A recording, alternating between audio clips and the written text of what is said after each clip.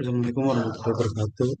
Eh, Pada kesempatan kali ini saya Najib Sugi Akbar dengan NIM 4001023650075 akan menjelaskan tentang kurva kapabilitas pada generator.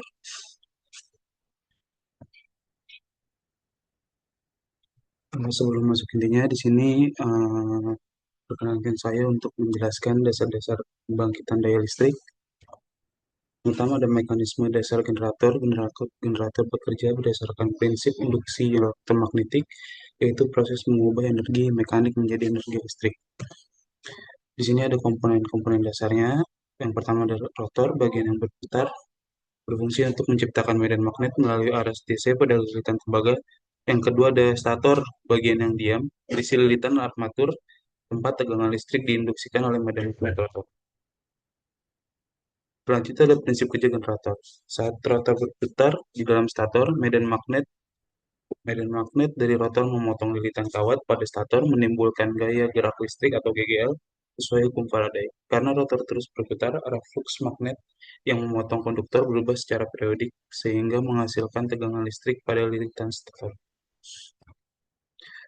Masuk ke kurva kapabilitas generator. Apa sih itu? Capability curve atau adalah sebuah grafik yang menunjukkan batas kemampuan operasi generator sinkron dalam menghasilkan daya aktif dan daya reaktif secara aman dan stabil. Kurva ini menunjukkan batasan kombinasi antara daya aktif dan reaktif yang aman untuk dioperasikan. Ini ada kurvanya di sebelah kiri, daya aktif, daya nyata atau daya kerja diukur dari sepasa dengan tegangan menghasilkan kerja, misalnya memutar motor. Selanjutnya ada daya reaktif, daya yang diukur 90 derajat di luar fasa dengan tegangan. Diperlukan untuk membentuk medan magnet tetapi tidak menghasilkan kerja. Yang ketiga daya-daya semu, kombinasi vektor dari daya aktif dan daya reaktif dengan rumus volt kali ampere. Selanjutnya ada batasan kunci. Yang pertama ada batasan arus stator menentukan daya total maksimum yang bisa ditahan. Lilitan stator tanpa overheat. Jika daya reaktif meningkat, maka daya aktif harus dikurangi agar tetap aman. Yang kedua ada batasan pemanasan rotor terjadi saat arus eksitasi terlalu tinggi. Untuk meningkatkan daya reaktif, arus eksitasi berlebih dan menyebabkan lilitan motor panas, beresiko merusak generator. Yang ketiga ada batasan eksitasi minimum. Jika arus eksitasi terlalu rendah, medan magnet rotor menjadi lemah. Generator bisa kehilangan sinkronisasi dan keluar dari sistem. Batas ini menjaga stabilitas dan keandalan operasi. Ini cara pembacaan dari kurvanya. Sumbu X daya aktif, sumbu Y vertikal itu daya reaktif. Ada batas pemanasan rotor, batas M4 maksimum jika dilewati rotor bisa panas berlebih. Ada batas eksitasi minimum bawah, batas daya reaktif minimum, arus eksitasi terlalu kecil dapat menyebabkan kehilangan sinkronisasi.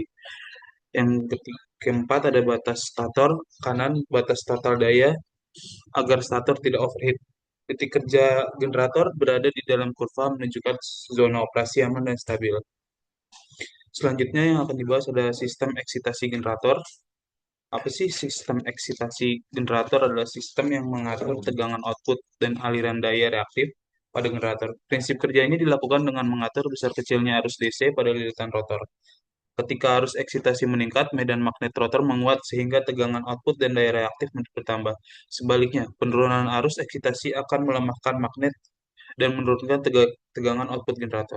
Sistem ini dapat bekerja dalam dua mode, yaitu manual, di mana operator mengatur arus eksitasi secara langsung, dan otomatis, di mana AVR mengontrol arus eksitasi secara otomatis untuk menjaga kestabilan tegangan generator.